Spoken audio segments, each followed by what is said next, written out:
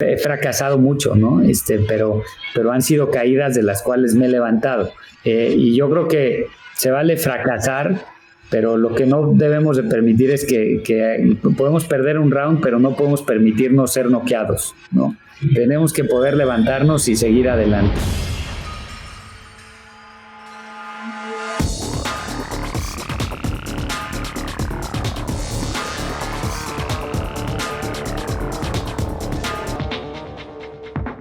Hola y bienvenidos a un nuevo episodio de Cracks Podcast. Yo soy Oso Traba y entrevisto a las mentes más brillantes para dejarte algo único y práctico que puedas usar en tu vida diaria.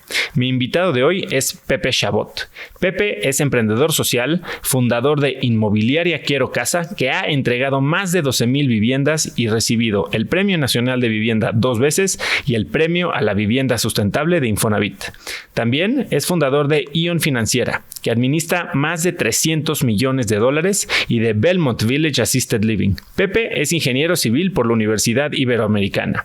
Tiene un MBA por la Universidad de Stanford y ha trabajado en México, Brasil, India y Estados Unidos.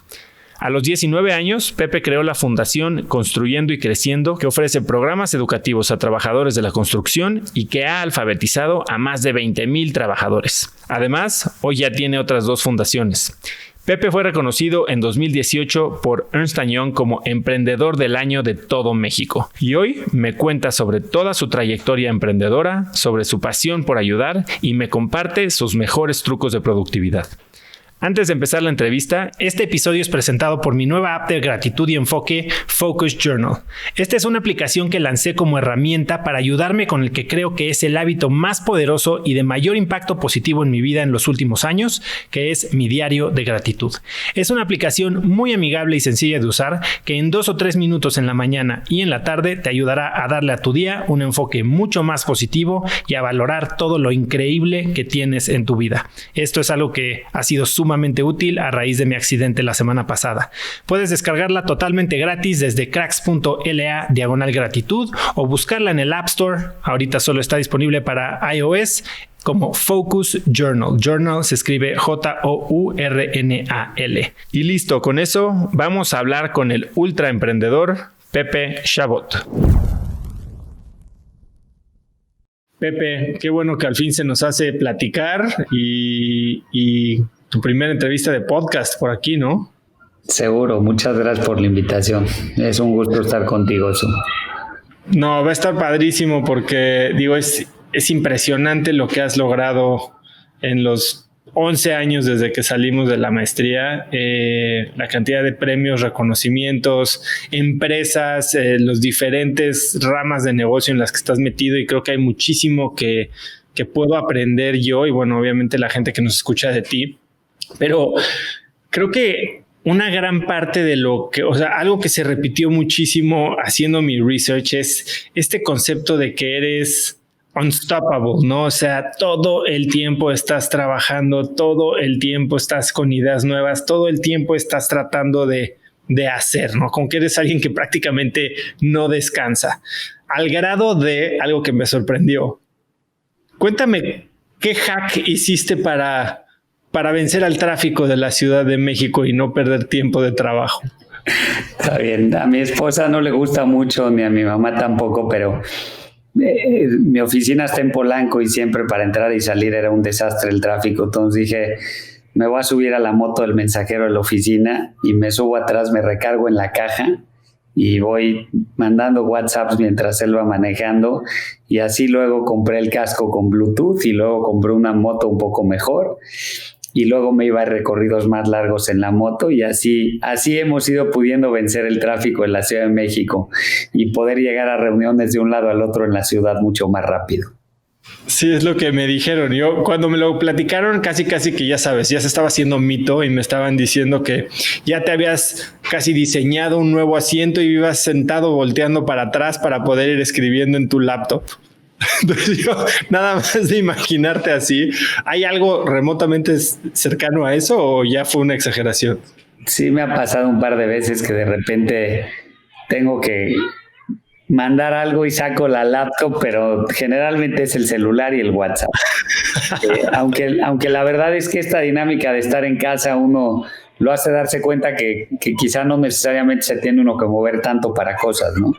No, bueno, definitivamente yo creo que eso va a ser uno de los grandes cambios. No sé tú, a ver, tú eres hiperproductivo, ¿no? ¿Cómo has sentido tu productividad ahora estando en casa? ¿Trabajas más, trabajas menos? Porque tienes horarios, o sea, tú citas a gente a las 6 a.m. en tu oficina. Está bien, ya trato de hacerlo menos. La verdad es que si no empiezo mi día con un rato corriendo, luego como que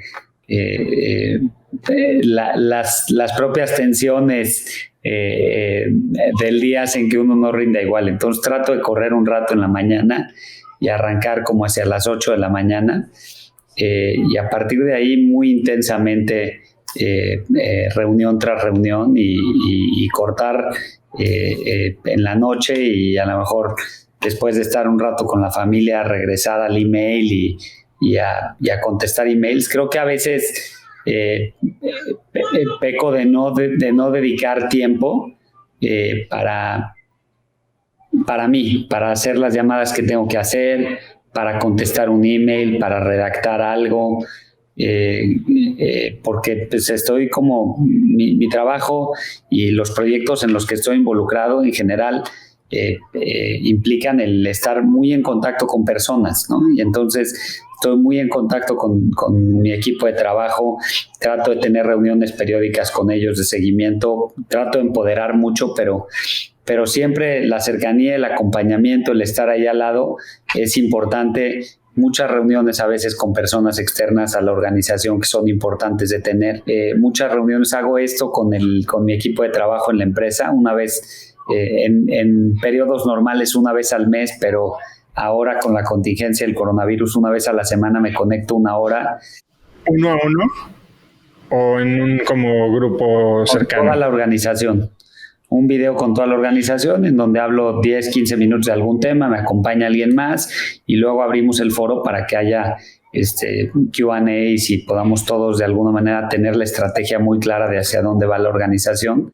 Y eso hago con las diferentes organizaciones en las que estoy involucrado. Entonces, lleno mucho mi día de reuniones con mis colaboradores que me reportan directamente para temas de proyectos importantes, para temas de relaciones con personas externas a la organización, bancos, inversionistas, clientes en algunos casos, con algunos de los proyectos en los que estoy.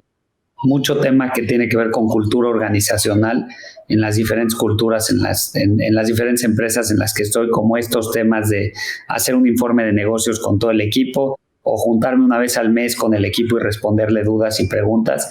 Y entonces me queda muy poco tiempo para mí. Y acabo mi día y me doy cuenta que no contesté, que tengo 60 conversaciones de WhatsApp, los de los grupos de amigos y eso, pues de repente ya nada más es ponerle leído porque es muy difícil darle seguimiento a todo, que tengo mis 10 llamadas que tenía que hacer y no había hecho. Entonces, sin duda necesito manejar eso mejor. Sí soy muy productivo, pero si pudiere dar una retroalimentación a otros de cómo manejo mi agenda y qué no hago bien, es no bloquear un par de horarios en la semana o una hora al día en la que sea para mí, para contestar mis llamadas, para contestar mis emails, para escribir. Como que siempre tengo ganas de escribir más. Por ahí he escrito un par de columnas y cosas que de repente me han publicado en periódicos. Y por ahí trato de escribir en general diferentes cosas cuando hay algún tema que es de mucho interés mío, pero lo hago mucho menos de lo que quisiera y me gustaría poco a poco ir dedicando más tiempo para mí y yo creo que conforme he ido construyendo equipos de trabajo de personas más capaces que yo, es como cada vez más fácil irse haciendo un lado y teniendo un poco más de tiempo para uno, pero lo que me acaba pasando es que si un proyecto ya va jalando muy bien, arranco otro proyecto, ¿no? Es justo lo que te iba a decir. O sea, a mí me pasó ahora justo, estaba aquí en Acapulco, como estábamos platicando, y he armado un gran equipo en Instafit, ¿no? Y por primera vez como que me sentí y me eché para atrás y vi que las cosas estaban caminando muy bien, el equipo acostumbrado a trabajar a distancia. Y en vez de disfrutar ese tiempo, me inventé otro proyecto y me puse a trabajar 16 horas al día y ya sabes, veo menos a mi familia que viviendo con ellos aquí todo el día que si estuviera en la oficina, y eso de repente cuesta un poco de trabajo, ¿no? Le decía a Lu que a veces me cuesta trabajo y preferiría no estar en la casa a tenerle que decir que no a los niños porque estoy ocupado, ¿no? Que te vean y que los tengas que correr del cuarto, básicamente. Y sí, o sea, gente como tú que se inventa proyectos en vez de pausar, es difícil. ¿Cuándo para eso, no? ¿Cómo llegas o cómo defines qué es un balance? Pues sí, la verdad es que es muy, muy difícil. Ahorita me preguntabas cómo siento mi productividad en este momento contra otros momentos. Pues la verdad es que en una crisis como la que estamos viviendo, que es la madre de todas las crisis, pues de repente pues trabajas mucho y sientes que, usando la analogía del fútbol americano, trabajas mucho y sientes que avanzaste una yarda, ¿no? Y en otro momento a lo mejor pues podías dar pases de 25 yardas. Entonces, pero definitivamente es mucho más productivo el tiempo de estar en la casa. Mis equipos de trabajo se han adaptado y las personas con las que colaboro se han adaptado buenísimo a trabajar vía digital. Ya teníamos plataformas instaladas, usamos muchísimo el Microsoft Teams, se han adaptado muy bien a trabajar vía digital y trabajamos de manera muy productiva, pero sí, el reto es cómo creas ese balance, ¿no? Vengo de comer con mis hijos y tengo una niña de 4 años que está feliz de que le compré unos tenis de correr para que corra conmigo. Y me dijo, papá, vamos a correr. Y le dije, pues ahorita tengo llamada con Oso, pero generalmente más allá de la llamada con Oso, pues tengo una reunión de trabajo y sí es importante, pues como ir llenando el tiempo con las cosas que son importantes primero. Y yo te diría que a pesar de que, tengo, creo que una vida plena y balanceada con mis hijos, con mi familia, con mi esposa, sí, parte de mis pesares es no dedicarle tiempo suficiente a los niños entre semana. El fin de semana muchísimo, el tiempo con ellos es de intensidad, pero entre semana a veces me es muy difícil, ¿no? A veces antes me pasaba que hasta me sentía culpable si un día decía, pues corto el día a las 3 de la tarde y me voy a la casa, ¿no? Porque pues como que uno asume que tiene que estar ahí trabajando, pero sí creo que es muy importante el balance y luego habemos algunos que decimos, bueno, de los 20 a los 35 trabajo cañón para luego disfrutar. Y pues ya llegas a los 35 y ya no es así, ¿no? Yo creo que si no tienes balance desde el principio no lo vas a tener después. Y en ese sentido yo creo que parte importante del balance también es, sí, familia, sin duda, pareja, hijos, amigos, que a veces uno se va olvidando de ellos cuando de repente ya no tiene espacios, pero es importante tenerlos y tener ese frente. Uno, en lo personal, yo creo que es súper importante. Para mí, lo que es importante en mi vida y verdaderamente me ayuda a poder lograr todo lo demás que logro es hacer media hora, 40 minutos de ejercicio al día, poner mi audiolibro o poner música, irme a correr, y eso como que me da mucha energía. Y luego yo diría que a nivel profesional, pues yo creo que también es un balance la actividad profesional. Pues por un lado sí ejecutar, por otro lado pensar y planificar, por otro lado capacitar. Una de las cosas a las que dedico mucho es a capacitar a mi equipo de trabajo. Una vez al mes con los directores de las empresas en las que estoy involucrado y las fundaciones en las que estoy involucrado, y una vez al mes con varios gerentes, me siento y rebotamos un caso de una empresa exitosa. Y durante hora y media hablamos del caso como si fuera escuela de negocios y rebotamos qué hicieron bien, qué no hicieron bien. Y así hemos hablado de casos de operaciones, de casos de recursos humanos, de casos de estrategia. Eso me mantiene fresco, aprendo de ellos aprenden de mí. Yo creo que es parte del balance profesional que necesita alguien, capacitar y capacitarse. Y yo creo que hay otra parte de un componente de balance en la vida de cada uno de nosotros que tiene que ver con dar a los demás y con participar en actividades sociales. Y a mí me duele mucho luego que platico con cuates de nuestra edad que dicen, pues yo me voy a esperar a ser más grande para involucrarme en temas de impacto social. Y yo creo que los temas de impacto social son temas en los que nos debemos involucrar desde que somos jóvenes. Y busco dedicar una parte significativa de mi tiempo a temas sociales y temas de impacto, que creo que también son fundamentales. Eso a mí me parece de las cosas más interesantes de tu persona, Pepe, porque, a ver, eres muy joven, ¿no? Has tenido un éxito que poca gente de tu edad podría ni siquiera soñar en alcanzar, e incluso gente mucho más grande, pero desde muy temprano tú te involucraste mucho en el tema social, o sea, estás con Ashoka, pero desde chico has estado pensando en cómo darle un ángulo a tus empresas. Tú te catalogas como un emprendedor social, e inclusive en Stanford te premiaron con un premio que va muy relacionado a la persona que tiene valores, a la persona que se preocupa por aportar y por dar, ¿no? ¿En qué momento llega a ti esta necesidad o esta filosofía de aportarle a alguien?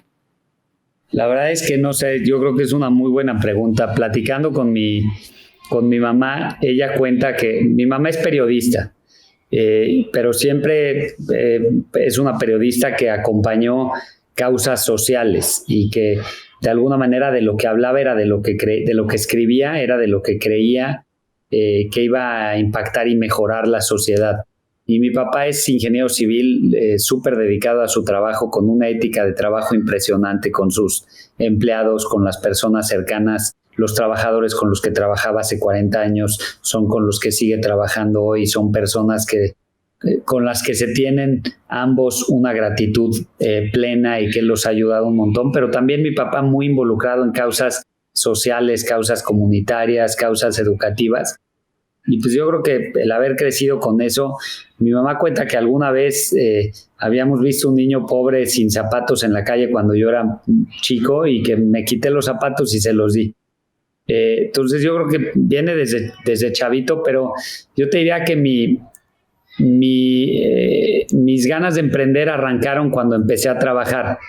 Y fue el día que entré a la universidad. Entré a la Ibero a estudiar ingeniería civil. Estaba entre la Ibero y la UNAM, pero la Ibero entraba una semana antes y decidí meterme a la Ibero y conseguí un trabajo en una construcción en Santa Fe. Y a las 2 semanas me doy cuenta que los trabajadores que trabajaban conmigo en la construcción eran trabajadores que algunos no hablaban español, que muchos no sabían leer y escribir, que el día sábado que les tenía que pagar el maestro de obra su sueldo, el maestro de obra se quedaba con parte de su sueldo y no se los daba, y que ellos no sabían qué derechos tenían, no sabían cuánto tenían que cobrar, no sabían cómo protegerse siquiera en la construcción o seguir indicaciones escritas. Y pues llegué a mi casa y le dije a mi mamá, algo tenemos que hacer, y necesitamos buscar la forma de ayudar a los trabajadores con los que estoy trabajando. Y a partir de ahí empezó pues, mi primer proyecto, que es un proyecto social, es una fundación. Yo te diría que todos los proyectos en los que estoy involucrado me apasionan y todos tienen una característica de impacto social importante y de impacto en la sociedad, a pesar de que algunos son con fines de lucro, porque creo que también los proyectos sociales que generan ingresos y que generan retornos son proyectos que tienen más capacidad de fondearse y que tienen más capacidad de crecer y con eso generar impacto. Pero sí, la empresa social, no una organización no gubernamental. Exacto, pero en específico sí es una organización no gubernamental que se llama Construyendo y Creciendo, que se dedica a educar albañiles y después no solo albañiles, sino a obreros de otras industrias. Y hoy no solo a obreros, sino a personas vulnerables de bajos ingresos en ciudades del país. Y lo que ha pasado en nuestras ciudades es que llegan migrantes de otras partes del país a trabajar, viven en zonas de mucho rezago, no hay escuelas cercanas, tienen que salir a trabajar desde muy temprana edad en sus vidas y no estudian. Y entonces los estamos condenando a un rezago social, y lo que hace hoy Construyendo y Creciendo es, con aproximadamente 5,000 personas cada día, pues les da educación, alfabetización primaria, secundaria, prepa, cursos técnicos, cursos de computación. Han pasado por nuestras aulas más de 50,000 personas, y nuestras aulas son salones de clase dentro de las construcciones, salones de clase dentro de las fábricas, y salones de clase en trailers dentro de los parques públicos en zonas vulnerables de nuestras ciudades. Y la verdad es que es un proyecto que se fondea de empresarios que dicen: yo quiero abrir un salón en mi construcción o en mi fábrica, y nos dan una parte de los recursos, y con eso se ha vuelto autosostenible el proyecto, aunque sí buscamos recursos también de ONGs más grandes, recursos de donadores individuales, y con eso le hemos crecido. Y yo te diría que ese fue mi primer emprendimiento.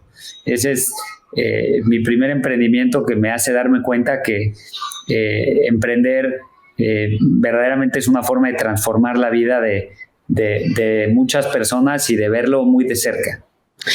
Oye, Pepe, y entonces, ¿en qué momento, a ver, tú estudias ingeniería industrial, ingeniería civil en la Ibero, y decides antes de terminar la carrera aplicar a una maestría, y eso te pone en una clase completamente diferente de la gente que aplica normalmente, ¿no?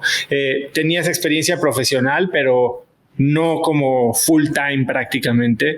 ¿Qué es lo que te lleva a ti a decir: quiero seguir estudiando y quiero irme a una universidad en Estados Unidos? ¿Cuál era tu plan? ¿Cómo te visualizabas? Desde el día que empecé la carrera empecé a trabajar.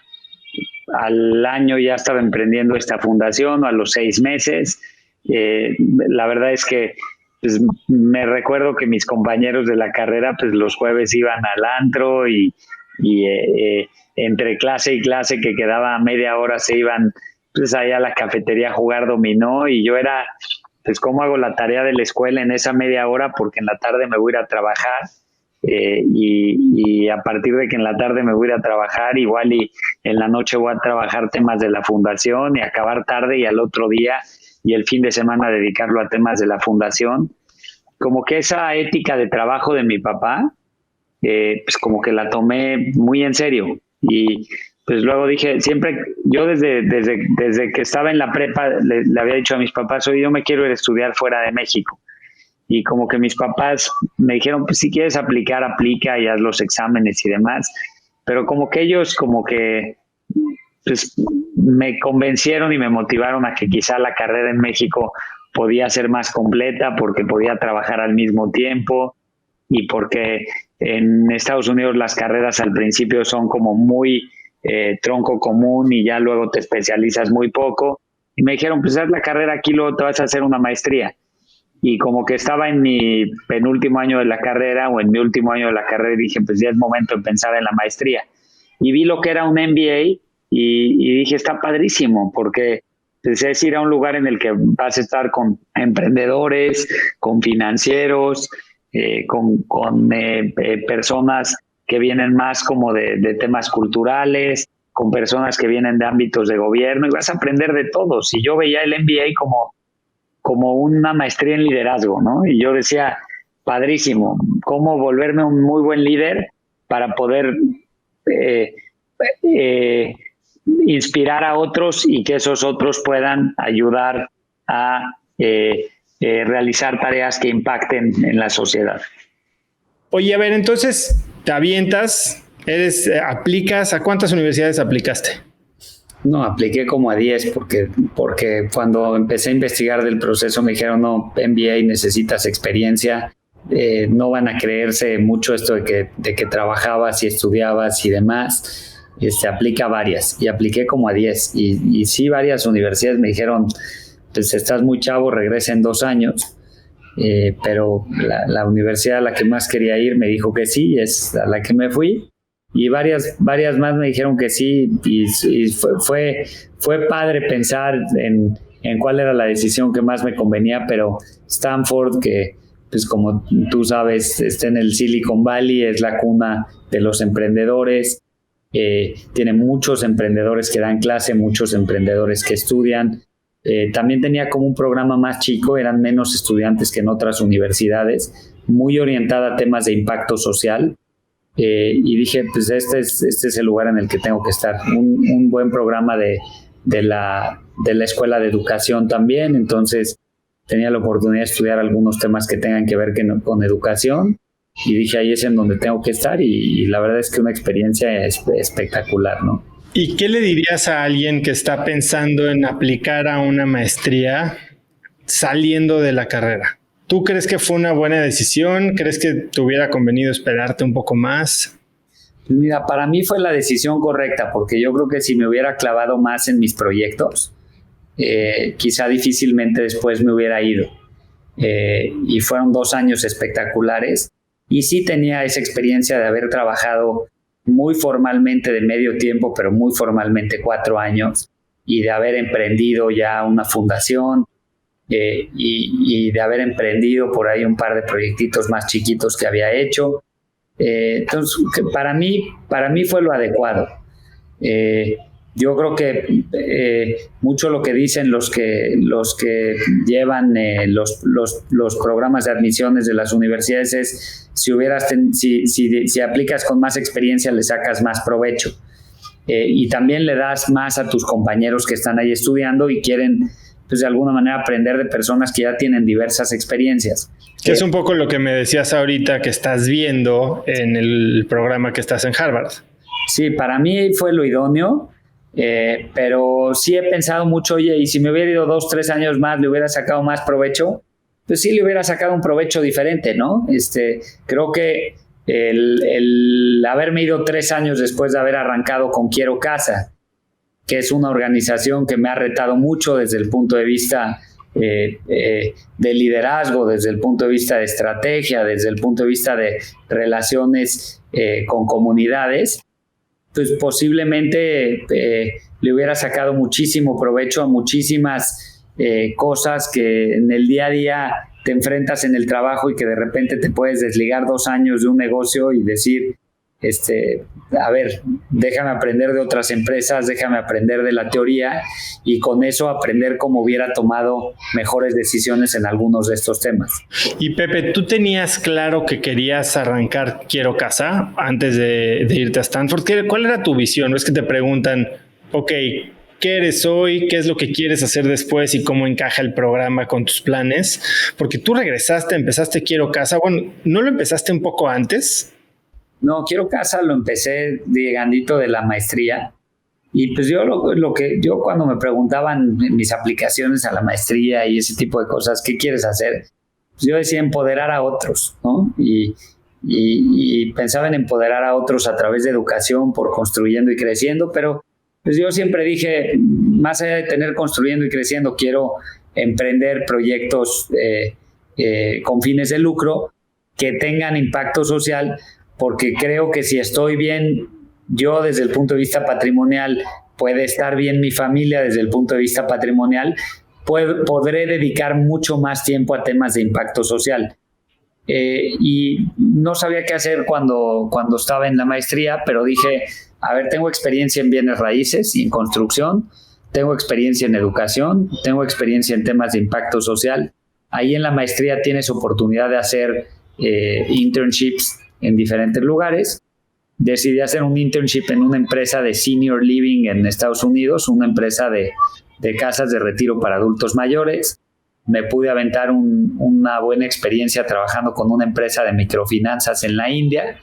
Me pude aventar una buena experiencia trabajando con una empresa de vivienda social en Brasil.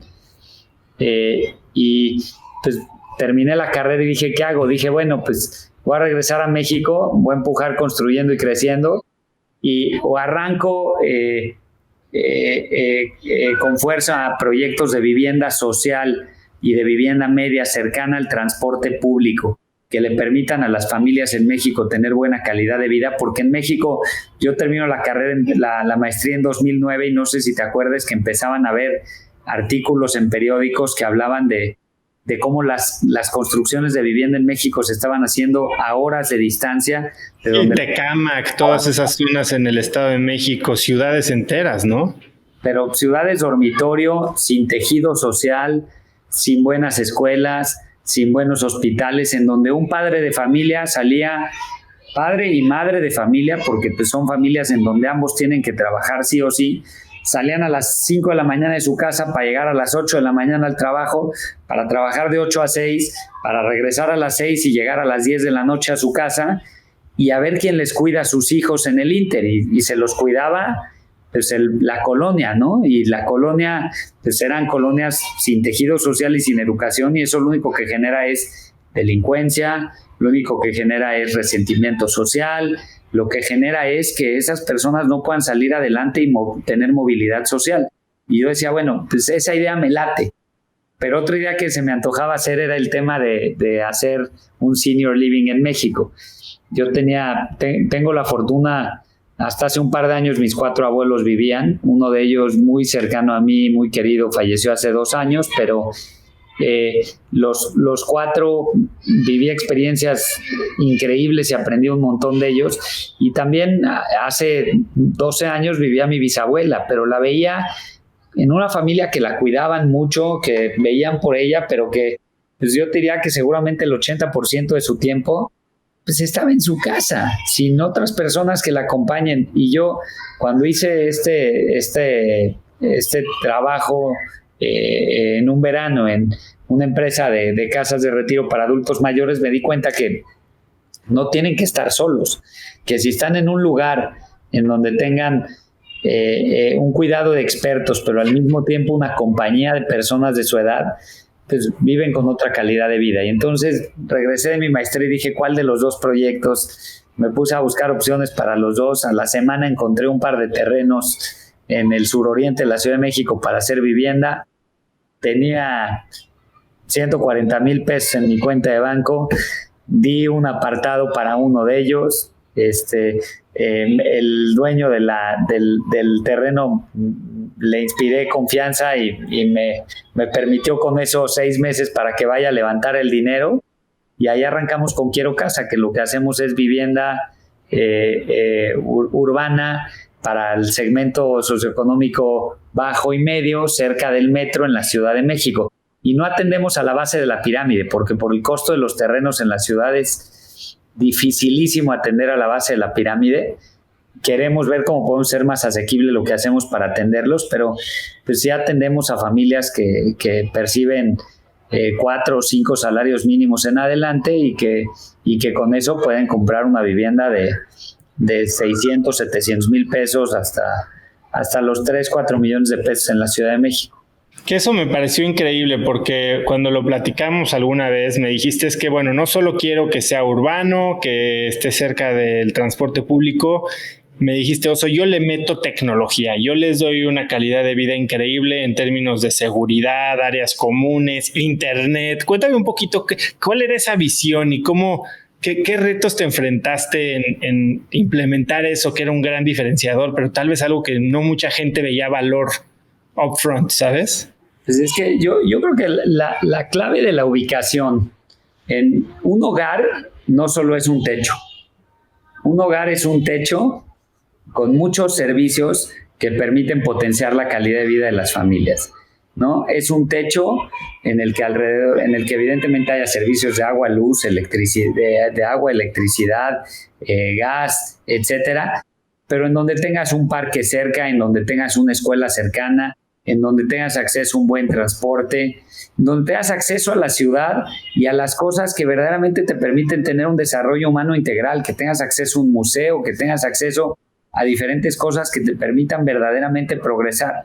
Y para lograr eso, la ubicación es clave. No se trata, me queda claro que las ciudades, pues no necesariamente todas pueden crecer hacia arriba siempre, ¿no? Y hay ciudades que por su escala, pues también pueden crecer hacia los lados. Pero las ciudades grandes que se han cansado de crecer hacia los lados y de crear municipios dormitorio, pues no permiten que las personas de esos municipios dormitorio tengan un hogar, porque no tienen lo que va fuera de las 4 paredes. Y en ese sentido la ubicación es clave.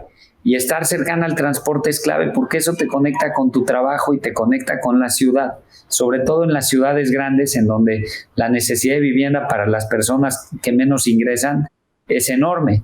Es a partir de esa dinámica que nos damos cuenta que la ubicación es lo más importante, pero que la ubicación también es lo que permite que la vivienda sea lo más ecológica posible. Hace como 8 o 9 años hicimos algunos estudios con el Centro Mario Molina, en donde nos dábamos cuenta que las emisiones de dióxido de carbono de las familias que viven al lado del metro son de la mitad que las emisiones de dióxido de carbono de las familias que viven en un municipio dormitorio a 1 hora en transporte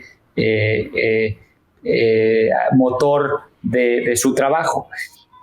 Y pues un poco la tesis era, bueno, si vamos a hacer construcciones, que sean construcciones que sí le den calidad de por vida a las familias. Yo creo que la calidad no está peleada con el precio. Entonces cuidamos muchísimo la calidad estructural, cuidamos mucho los acabados, pues evidentemente pues los acabados, pues yo te diría que una vivienda residencial va a tener diferentes acabados que una vivienda para el segmento de clase media, pero son acabados de calidad. Cuidamos mucho el que los espacios públicos y las áreas públicas del desarrollo sean verdes, para que haya espacios verdes y áreas verdes. Y yo creo que hay cosas que no cuestan dinero y que es hacerlas bien. La orientación para que haya más luz durante el día, se use menos electricidad y de esa forma sean más ecológicas las viviendas.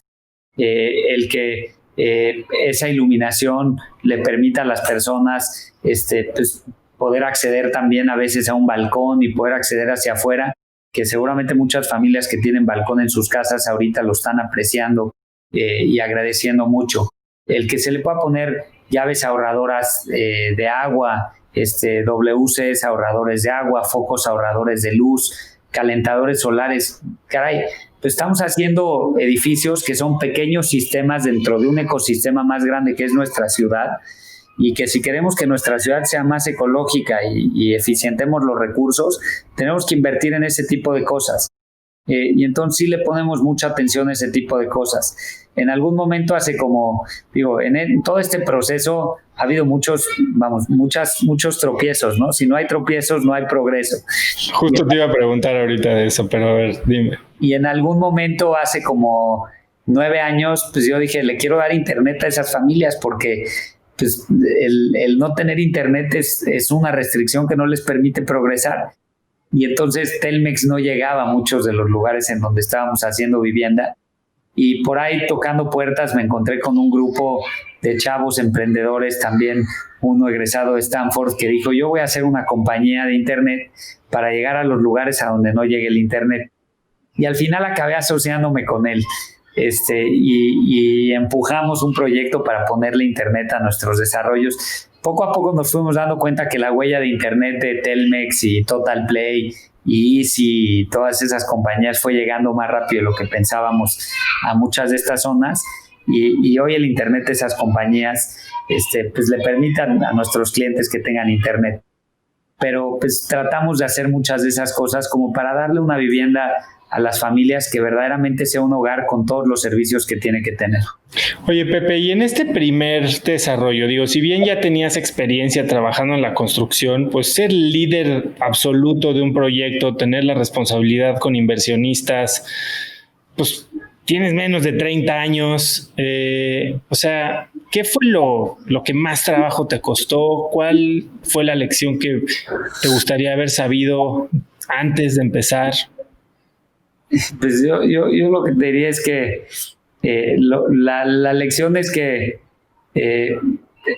todo lo que vale la pena cuesta trabajo y hay que dedicarle mucho tiempo. A mí me encanta una frase que dice que el único lugar en el que el éxito viene antes que el trabajo es en el diccionario.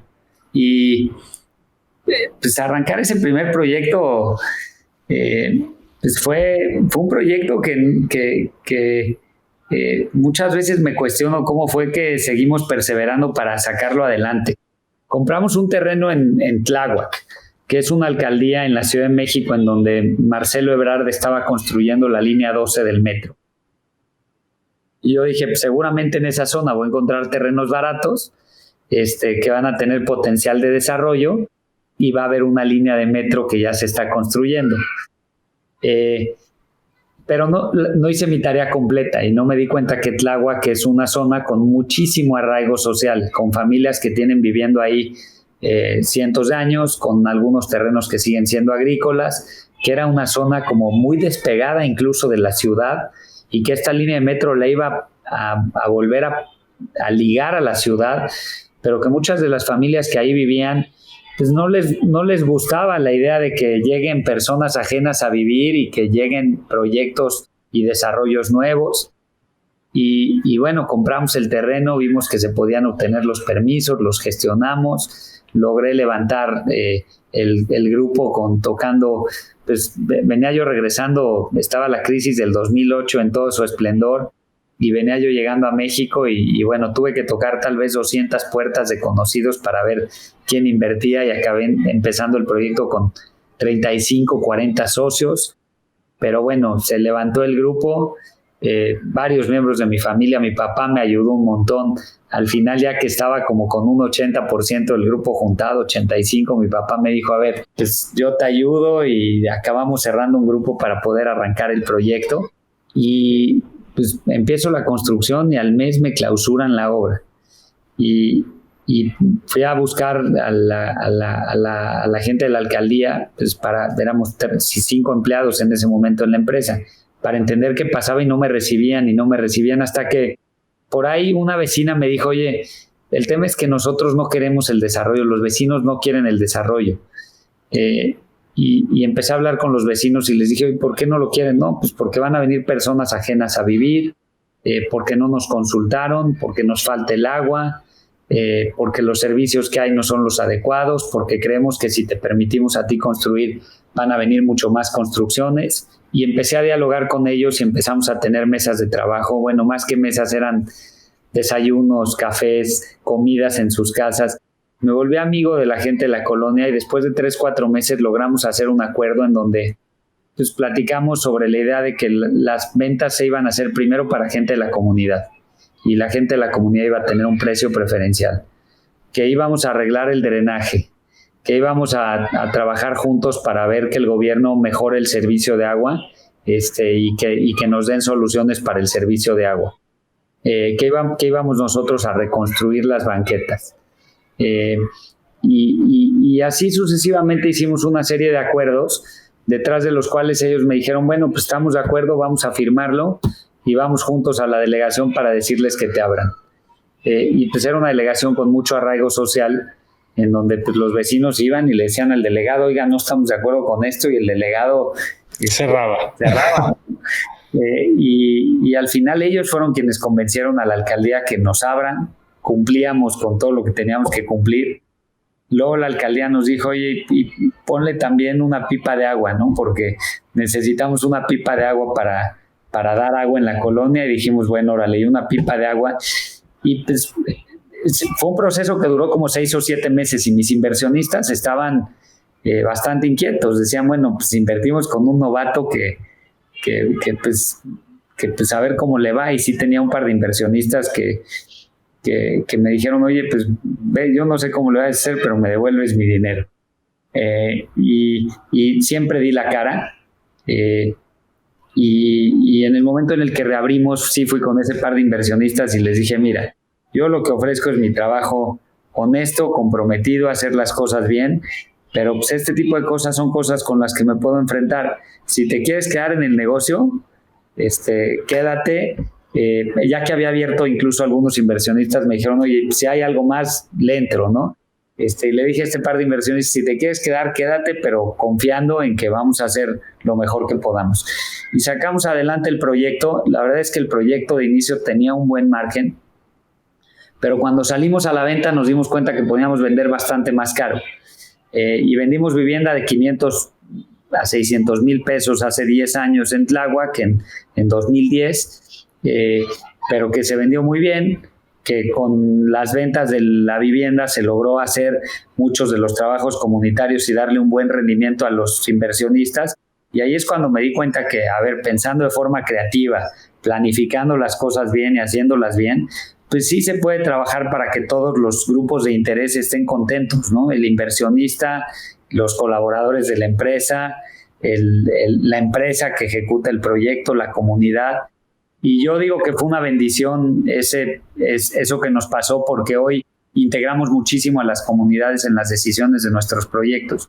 Y la Ciudad de México y las ciudades grandes se han vuelto ciudades en donde esta dinámica de not in my backyard, desarrolla pero no al lado de mí, pues es muy presente, y el integrar a las comunidades se vuelve una oportunidad para que las comunidades digan que sí y haya una ventaja competitiva.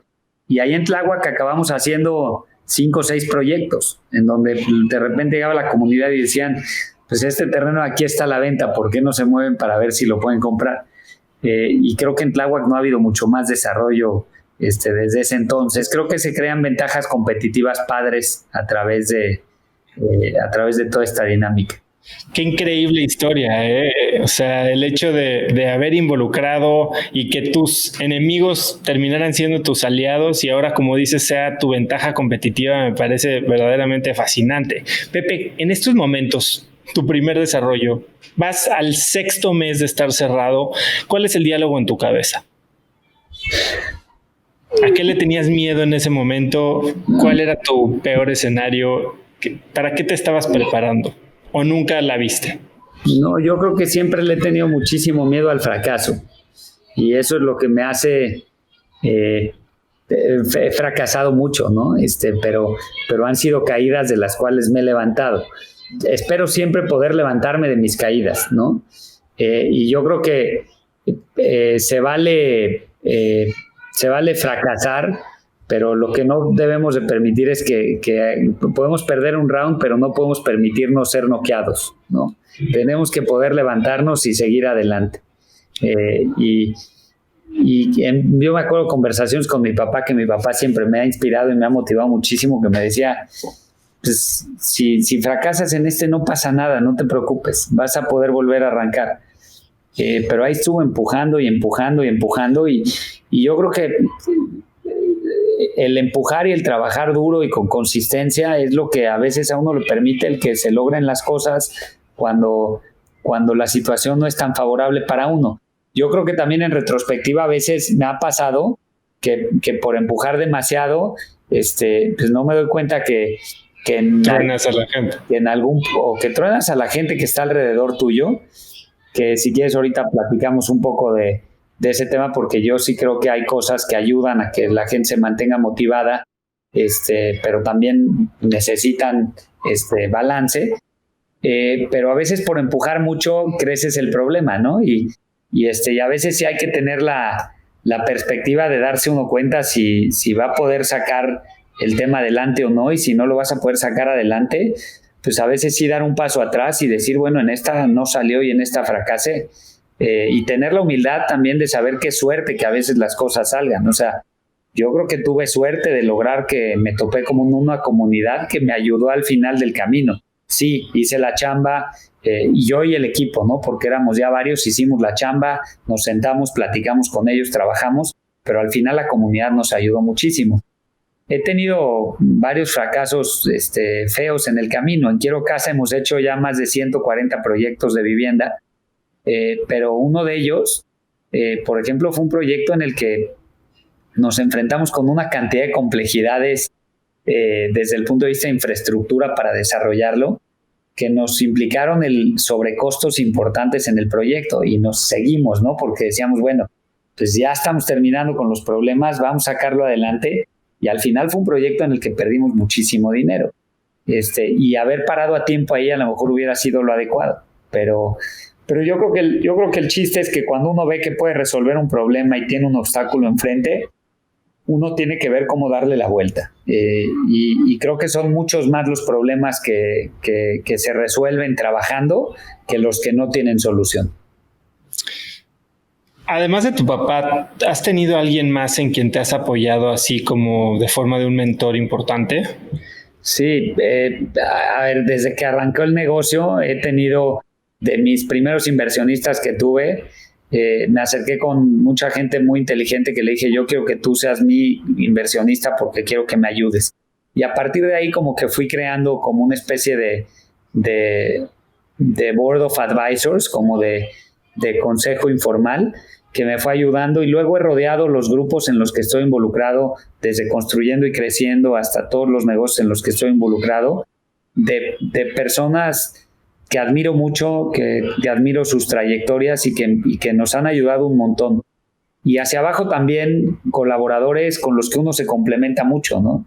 Yo creo que yo a veces pues como que veo las cosas pues como muy a nivel estratégico y a veces me falta meterme al nivel de ejecución, y rodearte de personas que admires y que sean diferentes a ti también es clave.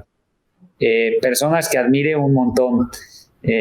Por ejemplo, cuando estaba empezando Construyendo y Creciendo, mi mamá, que te platico que es periodista y escritora, en ese momento estaba escribiendo un libro porque le había tocado conocer varios años antes al fundador de Bimbo, a Lorenzo Servitje. Uh-huh. Y creó una muy buena relación con él, y en algún momento le dijo, a ver, quiero escribir la historia de Bimbo y la historia de usted, pero que me permita total libertad de escribirla en todos los aspectos, y que sea verdaderamente muy integral.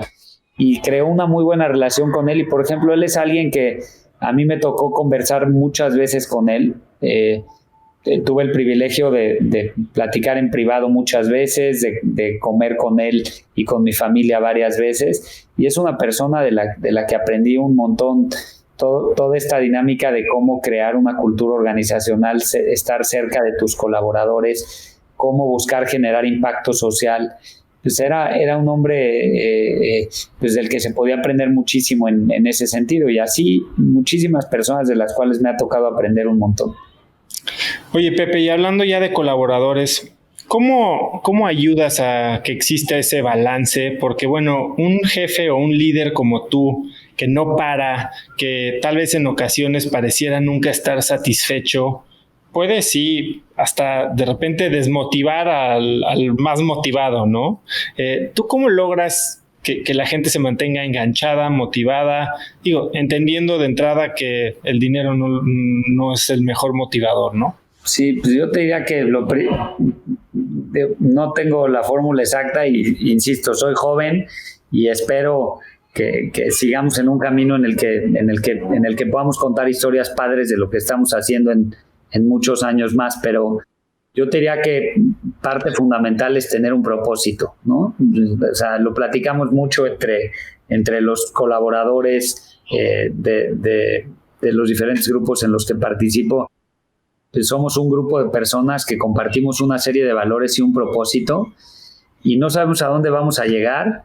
No sabemos si en el camino va a haber baches, topes, si se nos van a ponchar las 4 llantas, si nos vamos a encontrar con el coronavirus, o si vamos a estar de bajadita. No sabemos a dónde vamos a llegar. Lo que sabemos es que tenemos un propósito. Creo que siempre constantemente recordarnos ese propósito y ser congruentes ese propósito, súper fundamental. Yo te diría que liderar con el ejemplo. Pues no puedes esperar que los otros trabajen duro si tú no trabajas duro, y no puedes esperar que los otros sean congruentes si tú no eres congruente. Y luego yo te diría que el que las personas se den cuenta que te preocupas por ellos y no solo por su trabajo, el que te involucres a ayudarlos a que aprendan, a capacitarlos, el que también estés dispuesto a que te capaciten y te den retroalimentación, el que vean que su trabajo incide dentro de la organización, y el que sientan reconocimiento. Eso antes no lo hacía mucho, y como que cuando no reconoces, la gente se acaba quemando. Hoy me canso de aplaudir en reuniones, ¿no? Y no me canso, lo hago muy seguido, pero alguien hace algo bien y damos un aplauso y damos un reconocimiento. Tenemos una reunión cada semana, pues las personas que me reportan a mí conmigo, y lo que hacemos ahí es una persona a la que haya que reconocer, y esa persona hay que echarle un telefonazo y reconocerla por algo, y creo que esos reconocimientos permean y son padres. Sí, la verdad es que para gente, a mí me ha pasado, ¿no? Y me identifico un poquito por eso, digo, a la escala de mi empresa y de los equipos con los que yo he trabajado, pero yo siempre he sido muy exigente conmigo mismo. y incluso ayer lo comentaba en un audio que le mandé a un grupo que tengo en Telegram, es que ayer el podcast cruzó 1 millón de descargas, ¿no? Que para mí, digo, el número es irrelevante, pudieron haber sido 10 millones o 100,000, pero fue un número que me fijé el día que lancé el podcast. Dije, quiero llegar a 1 millón de descargas. ¿Por qué? Porque sí. Hoy, para mí, el millón, bueno, pues ya lo veo como algo, ok, ya lo logré, pero quiero 10 o quiero 100. Y en un día normal, en un uso normal que no hubiera estado tan presente o tan consciente de la importancia de festejar, tal vez ni siquiera hubiera hecho nada y sí, bueno, ya 1 millón, perfecto, pero vamos por los 10. Y ayer sí tuve que recordarme que era importante festejar y festejarme a mí y abrir una botella de champaña y me la tomé. Pero cuando eres alguien que no se festeja a sí mismo, es mucho más difícil festejar a los demás, ¿no? Como que la cultura empieza por lo que haces por ti mismo. ¿Tú te festejas, te reconoces a ti tus logros? Creo que soy demasiado duro conmigo mismo y me exijo demasiado. Pero sí hay cosas que de repente cuando las logro digo a toda madre, ¿no? Y que dentro de mí siento un orgullo y una alegría muy padre, ¿no? ¿De qué te sientes orgulloso? El último momento que te acuerdes que haya sido así. ¿De qué me siento muy orgulloso hoy? Hoy estamos en una crisis y en una situación hiper compleja que seguramente espero que no volvamos a vivir en nuestras vidas, una crisis de salud, pero también una crisis que a todos nos tiene con una incertidumbre, no solo por el tema de salud, por el tema económico y por muchos temas. En algunas de nuestras organizaciones hemos tenido que hacer recortes de sueldo para que puedan sobrevivir y para que puedan seguir. La Fundación Construyendo y Creciendo, un ejemplo de ellas. Es una organización que depende de donativos que ahorita no hay y que no tiene una caja para aguantar con 0 donativos o casi sin donativos durante 3 meses. Tuvimos que platicar con los colaboradores y muy transparentemente les dijimos: no queremos despedir a nadie en esta crisis y que se vayan a su casa por el coronavirus. Pero estos son los números y no tenemos ideas de cómo salir adelante. Y empezamos a rebotar ideas y empezamos a hacer planes. Y parte de los planes que salieron directamente de los colaboradores fue: oye, nos tenemos que ajustar el sueldo todos, pero hagámoslo todos por mantener al equipo y por mantenernos todos vivos. Y preferible eso a que se vayan algunos a su casa. Y la verdad es que no tienes idea del orgullo que sentí de darme cuenta que logramos hacer eso, que hoy llevamos ya 7, 8 semanas de esta pandemia en México, pero que tenemos ya como muy armado nuestro plan para salir adelante. No sabemos lo que vamos a vivir, entonces olvida la palabra muy armado, ¿no? Porque pues, no sabemos lo que viene, pero al menos un par de meses más vamos a aguantar. Y vamos a aguantar sin que nadie se vaya a sus casas. Y de ello salió la idea de ajustémonos todos, somos un equipo y vamos a salir adelante. Y la verdad es que se siente mucho orgullo porque creo que lo más importante de cualquier organización es el equipo. Estoy seguro que lo más importante es el equipo. Y ahí es cuando te das cuenta que las personas que están alrededor están por el propósito, están por los valores, están por convicción, y que la cultura que has formado, si bien constantemente puede haber críticas y decir en esto se puede mejorar y en esto otro se puede mejorar, pues verdaderamente tiene solidez. Y eso no tienes idea del orgullo que me ha generado. Tocaste un punto increíble y justo hablaba con nuestro amigo Mario Sicilia, que es director general de Laboratorios Médico Polanco, y justo hablábamos de eso, ¿no? De que es el momento en el que estás tratando de ver cómo aguantas, pero que hay mucha gente que está cortando gente como la primera medida de supervivencia, cuando para mí se me hace que es la última, ¿no? O sea, si cortas a tu personal, no solo estás cortando tu capacidad de crecer y de tal vez pivotear tu negocio, pero estás haciendo algo que tú acabas de mencionar, que estás mandando un mensaje cultural bien importante. creo que todos los mensajes, y lo decía con Mario hoy, todos los mensajes que mandas en estos momentos de crisis se hacen mucho más fuertes y mucho más relevantes y perduran más allá de la crisis, ¿no? Si me cuidaste cuando estaba caído, tal vez me vas a cuidar cuando esté bien y te lo voy a recompensar cuando esté de pie de nuevo, ¿no? Entonces, mantener la cultura, esa comunicación que estás teniendo tú abierta con tus equipos cada semana, abriéndote no solo a cuáles son los planes, sino a responder sus preguntas y cuidar sobre todo con el entendimiento general que preferimos estar un poco más bajos todos juntos que dejar a alguien morir, me parece que es algo valiosísimo y que te va a dejar mucho mejor parado para cuando la situación empiece a cambiar. Sí, la verdad es que eso es lo que pensamos. El mensaje ha sido, lo más importante es preservar a nuestras organizaciones, pero es igual de importante preservar al equipo, y esas son las prioridades, porque el equipo es la organización. Y a partir de ahí a tomar decisiones. La última tendría que ser recortar personal. Vamos a buscar evitar llegar a esa. Hoy creo que más o menos las cosas las tenemos armadas. Cosas de las que me siento ultra orgulloso. Estamos teniendo graduados de primaria, secundaria, prepa, en la fundación, que están estudiando desde sus pueblos. Logramos permear entre todos nuestros profesores y docentes que están en más de 100 diferentes puntos de trabajo y parques públicos dando clases. El hecho de que tenían que buscar seguir teniendo contacto con sus alumnos, sea como sea, para que sus alumnos sigan motivados, sigan estudiando, salgan adelante y tengan una razón más para salir de este tema. Y están estudiando a distancia. Muchos no tienen internet en su casa, entonces estudiar a distancia quiere decir por teléfono, algunos por internet, y se están graduando y están saliendo adelante. Este domingo les vamos a hacer una graduación.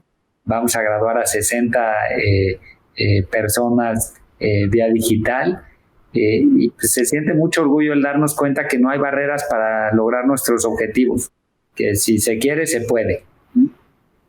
Increíble. Y de la mano de eso que acabas de decir y regresando al tema de Assisted Living y Belmont, sé que también fue otro que, ok, te fuiste por la construcción, ¿no? Pero te quedaste con la espinita y te costó mucho trabajo materializar este proyecto de Belmont, que te le fuiste a parar a casa de Patricia Will para pedirle que confiara en ti también para lanzar este proyecto. Cuéntame un poco de esa historia. Pues te platiqué que estuve trabajando en esta empresa de Senior Living, en esta empresa de casas de retiro para personas de la tercera edad en Estados Unidos, y desarrollé una buena relación con la dueña de la empresa. También una empresa, he tenido suerte de llegar a empresas y de llegar con personas con un alto propósito social y con una alta visión social. Una empresa muy enfocada en la investigación de las enfermedades de las personas de la tercera edad, el Alzheimer, la demencia senil, para entender cómo ayudar a las personas de la tercera edad a que mantengan su calidad de vida, su estado físico y su estado mental bien durante su vejez. Y Belmont es un ejemplo de eso, es una empresa que hace muy bien eso. Patricia Will, que es la dueña y directora general en Estados Unidos, es una mujer que lo hace de manera extraordinaria, que tenía ya del orden de 20, 22 propiedades en Estados Unidos, y logré que me contrate durante un par de meses. Trabajé con ella y al final le dije, pues cuando haga yo algo en México lo voy a hacer contigo. Y pues me fui ya que había un terreno muy bien ubicado en Santa Fe para hacer un Belmont Village frente al Hospital ABC de Santa Fe, pues la busqué y le dije, ¿cuándo te caigo para que lo platiquemos? Y me invitó un día a platicar con ella y la convencí, le motivó la idea, le gusta mucho México, le apasiona, y dijimos, va para adelante. Y es un proyecto que hoy está en pie, que en este momento tiene del orden de 80 personas de la tercera edad que viven muy padre. Un equipo que la verdad es que hace un enorme esfuerzo porque estas personas tengan, como dice el lema de Belmont Village, amor de casa, cuidado de expertos. Y creo que un poco lo que queremos hacer con Belmont es no solo impactar a las personas de la tercera edad que pueden pagar por Belmont, sino ver cómo podemos hacer para que haya buen servicio para las personas de la tercera edad en todo México. Y parte de las cosas padres que estamos haciendo es que con el Instituto Nacional de Geriatría y con la UNAM decidimos financiar y ayudar a echar a andar un centro de estudios para el cuidado del adulto mayor. Y ese centro de estudios va a ayudar, está ya casi terminado, y va a ayudar a que cuidadoras, enfermeras, personas que trabajan en asilos del gobierno aprendan a cuidar mejor a las personas de la tercera edad para darles mejor calidad de vida. Y es un proyecto padrísimo. La verdad es que a veces digo, ¿para qué me meto en tantas cosas? Porque luego hay que hacer que sean exitosas, y es trabajo, no hay otra cosa más que trabajo. Ahí es un tema que me intriga, ¿no? Porque, digo, si bien la mayoría de estos proyectos, incluyendo la financiera que creaste, tienen que ver o tienen en su centro la construcción o el desarrollo inmobiliario, ¿cómo priorizas? O sea, debes de tener 1000 ideas todavía en la libreta o en el cerebro. O sea, ¿cómo decides a qué le vas a dedicar tu tiempo? ¿Cuál es el siguiente curso que vas a tomar? ¿Cuál es la siguiente inversión o la siguiente iniciativa en la que te vas a involucrar de lleno? ¿Cómo es ese estudio? Porque seguramente tienes algún método. Es una pregunta que no creo tener la respuesta tan clara, pero de nuevo, yo creo que a nivel profesional cada uno de nosotros tiene que tener un balance. Tenemos que tener un lugar del que aprendamos. Entonces siempre trato de estar en algún curso, leyendo algo, haciendo algo de lo que aprenda. Tenemos que poder enseñar a otros. Entonces siempre estoy coachando a otras personas, y estoy siempre dando cursos o workshops como estos que te platico, de casos con colaboradores. Tenemos que cumplir con nuestras responsabilidades, y ahí es muy importante tener objetivos muy claros. Y pues sí me fijo mis objetivos. Al final del camino, todas las organizaciones en las que estoy involucrado tienen un objetivo anual, y tengo que estar enfocado en perseguirlo. Y pues yo diría que siempre hay temas estratégicos que a uno le llaman la atención, y proyectos que uno cree en ellos y quiere empujar. Y pues yo te diría que esos cada vez son menos, porque pues me he tenido que dedicar mucho a hacer que lo que ya hay funcione bien, y que funcione de manera óptima. Y ahí mi retro a otras personas es tal vez a veces me estiro más de lo que debería, ¿no? Luego dicen que el que mucho abarca poco aprieta. Yo no sé si tal vez si no hubiera empezado tantas cosas, sería mucho más exitoso en alguna de las cuantas que arranqué. Sí creo que parte de lo que busco es que las cosas en las que estoy involucrado tengan sinergias, ¿no? Entonces, sin duda que hay sinergias entre Construyendo y Creciendo y Quiero Casa, y entre Belmont Village y Quiero Casa. Pero sí creo que sí me cuestiono mucho a veces si no hubiera sido mucho más exitoso uno de los proyectos, si es que hubiera puesto todas las pilas en ese y hubiera priorizado todo en ese. Y bueno, pues es un buen cuestionamiento a tener. ¿Y cómo te ves en el futuro? Conforme cada uno de estos proyectos se vuelve más sólido, tiene un equipo mucho más armado, tienes directores generales en muchas de estas empresas. ¿Tú cómo te ves en 10 años, que ya vas a estar poquito antes de los 50? ¿Cómo te ves? ¿Dónde vas a estar tú? Porque no te veo como alguien que se va a ir a jugar golf a Cuernavaca. No, eso seguro no. A ver, de entrada, la perspectiva o el horizonte de futuro en el que uno puede planear en las circunstancias del coronavirus que estamos ahorita contra otras es mucho más corto ahora, ¿no? Antes, claro que planeaba 10 años y a 15 años, ahorita planeo a las próximas 6 semanas y a los próximos 3 meses. Pero ¿cómo me veo yo en lo personal en 10 años? Pues igual involucrado en proyectos. ¿Qué me gustaría? Que cada vez mis proyectos sean mucho más de desarrollo humano y de carácter social que incluso lo que hoy son. Creo que hoy son proyectos muy sociales todos.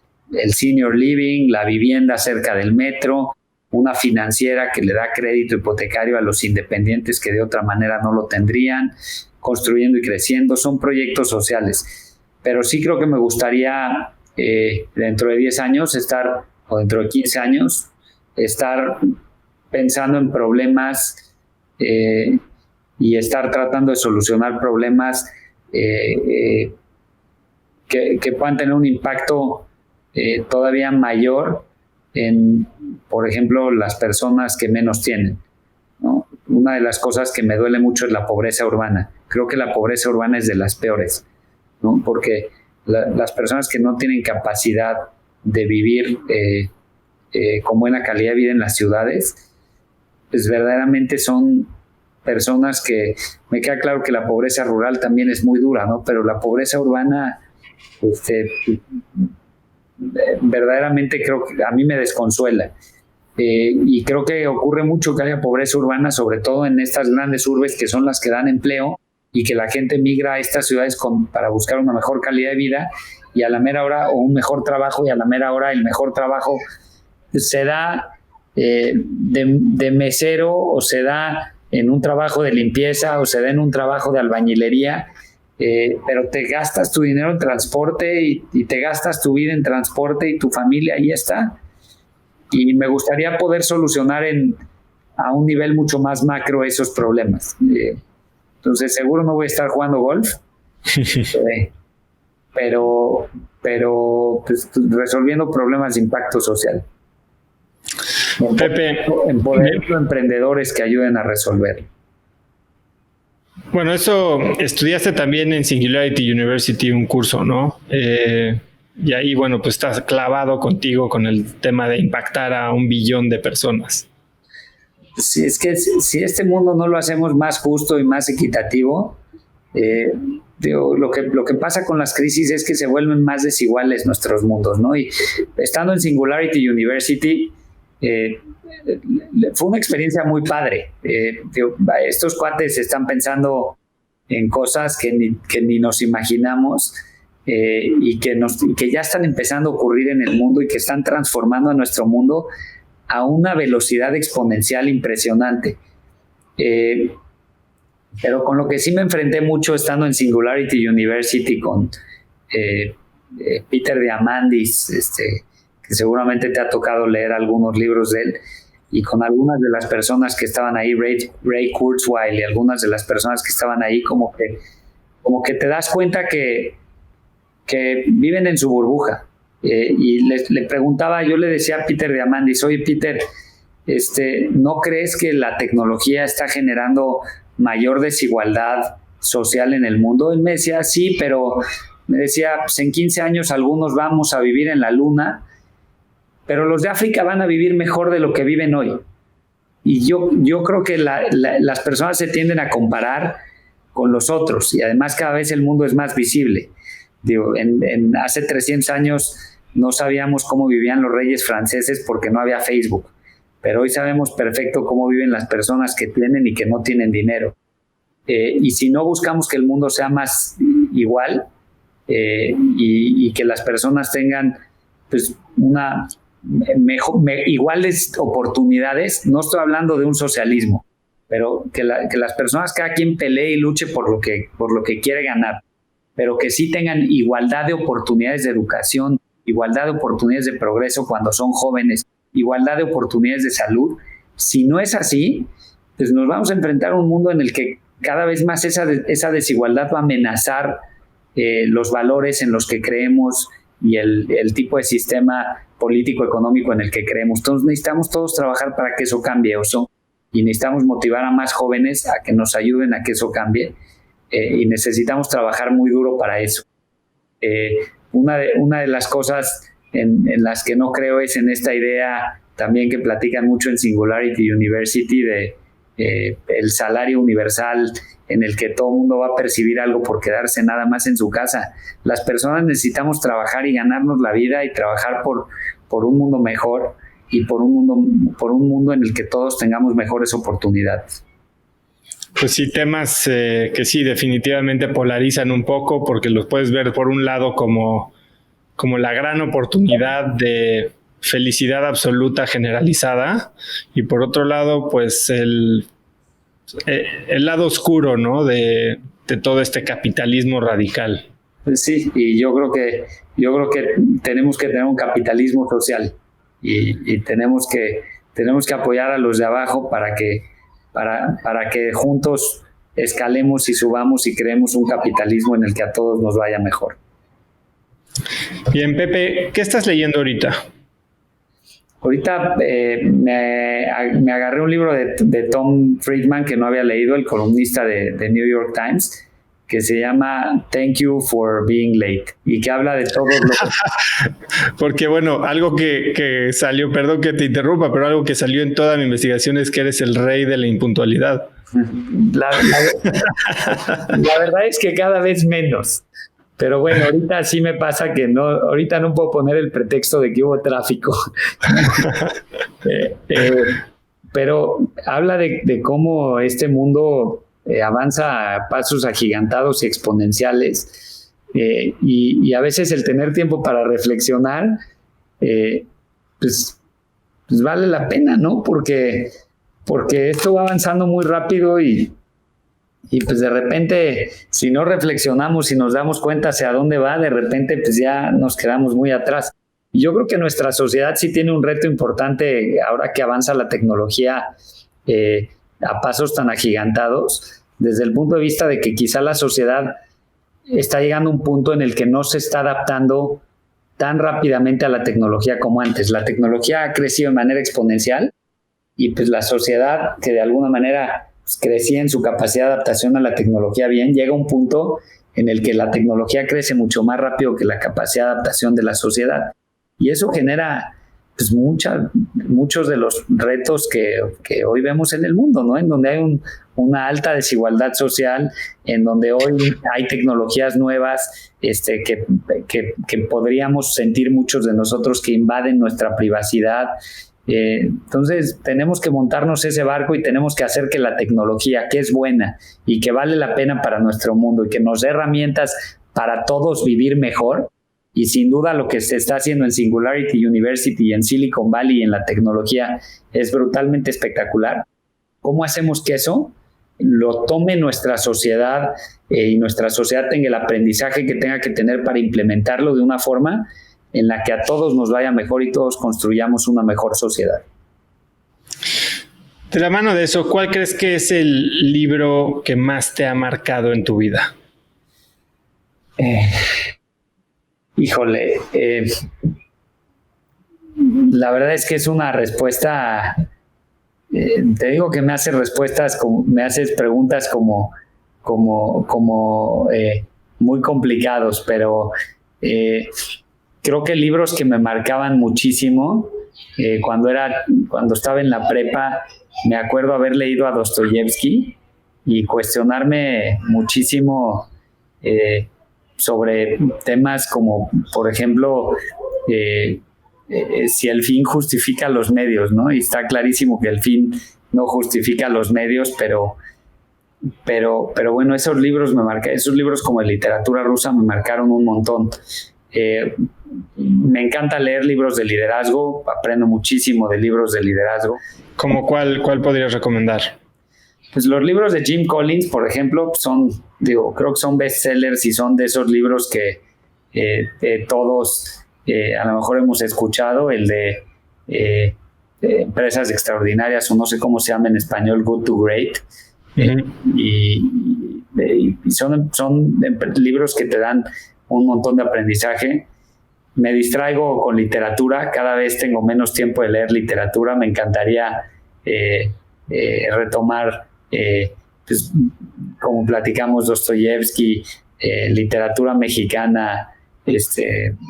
Me encantaba leer Juan Rulfo, Pedro Páramo y El Llano en Llamas, Gabriel García Márquez. Tengo 100 años de soledad dedicado por Gabriel García Márquez porque nació el 6 de marzo y mi mamá en algún momento lo entrevistó y ganó un premio que dio Gabriel García Márquez y pues dice para Pepe una víctima del 6 de marzo como yo. Entonces me gusta leer, cada vez lo hago menos, me gustaría leer más literatura que he dejado de leer. Pepe, ¿qué harías con una hora extra en tu día si pudieras tenerla? ¿Qué haría o qué quisiera hacer? Porque ¿qué haría? Tal vez pondría 2 reuniones más de trabajo para sacar el reto que no salió en el día. Pero ¿qué quisiera hacer? Dedicarla a mi esposa y a mis hijos. Poder tener una hora, leer libros con mis hijos, pues dedicar un rato para platicar con mi esposa, tomar una copa de vino y agradecer pues la oportunidad de ser tan privilegiado de tener a las personas que uno tiene cerca. Bueno, supongo que si no te da tiempo, de repente tampoco te da tiempo de ver muchos documentales, ¿o sí? Pocos. Generalmente cuando puedo prender la tele sí se me antoja ver documentales. Bueno, veo muchos deportes con mi hijo, que es una... Eres fan de los Bulls, ¿no? Soy fan del América, me encanta el fútbol. Somos súper fanáticos mi hijo y yo, pero nos gustan todos los deportes. En básquet le voy a Golden State. Ah, ok, pensé que eras Bull, porque también te gusta el base y por ahí entendí que tenías como alguna afición con Chicago. Pues Chicago me encanta como ciudad, pero no, en fútbol americano le voy a los 49, en básquet le voy a Golden State, en base le voy a Toronto, en fútbol, que es nuestra gran pasión, le voy a la América, y nos encanta ver deportes, y sí veo documentales de vez en cuando, series poco, me ha tocado ver un par, pero poco. Está bueno, estoy viendo un documental de la última temporada de Jordan con los Bulls, que se llama The Last Dance. Está buenísimo cuando están yendo por el 6º título y es increíble cómo tienen footage de todo lo que pasó y conversaciones muy íntimas. Está padrísimo. Está en Netflix ahí si lo quieres ver. Pepe, sé que tienes que irte, pero antes de eso, si pudieras escribir un mensaje en el cielo para que 1 millón de personas lo vieran, ¿qué diría?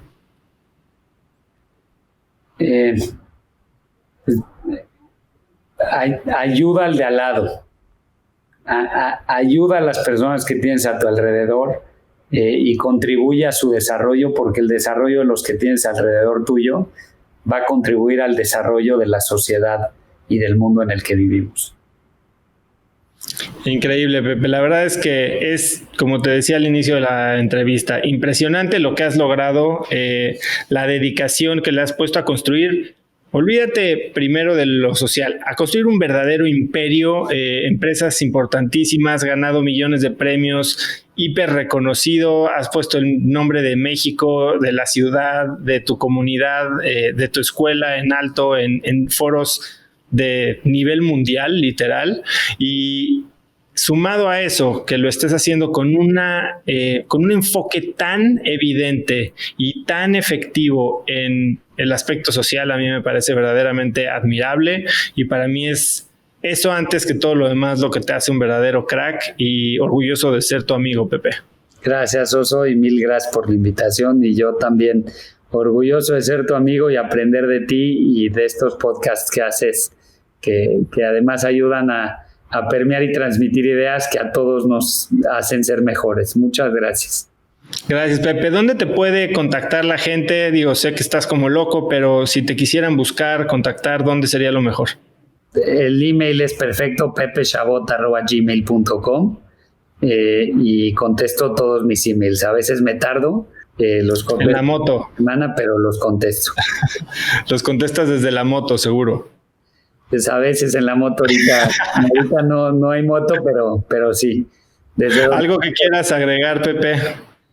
Pues de veras agradecerte muchísimo. Es un gusto estar contigo y bueno, llevémonos ese tema de que tenemos que impactar socialmente en nuestra comunidad, en nuestra ciudad, en nuestro país, ayudar a las personas que tenemos cerca, porque esa ayuda se nos regresa conforme nuestra comunidad va progresando. Y yo cada vez que he ayudado, de veras que viene de vuelta. Entonces, pues vámonos con esa idea todos. Muchas gracias, Oso. Gracias, Pepe. Te mando un abrazo. Gracias. Bye. Es impresionante la trayectoria de Pepe. Si te gustó el episodio, compártelo con alguien usando el link cracks.la/071. También sigue Cracks Podcast en Spotify o suscríbete en iTunes y califícanos ahí con 5 estrellas para que más gente nos encuentre. Mencióname en Instagram o Twitter como @osotrava y no olvides mencionar a Pepe como @PepeChabot. Puedes encontrar links a todo lo que hablamos Pepe y yo en cracks.la/071. Eso es todo por hoy. Yo soy Osotrava y espero que tengas una semana de cracks. Este episodio es presentado por mi nueva app de gratitud y enfoque, Focus Journal. Esta es una aplicación que lancé como herramienta para ayudarme con el que creo que es el hábito más poderoso y de mayor impacto positivo en mi vida en los últimos años, que es mi diario de gratitud.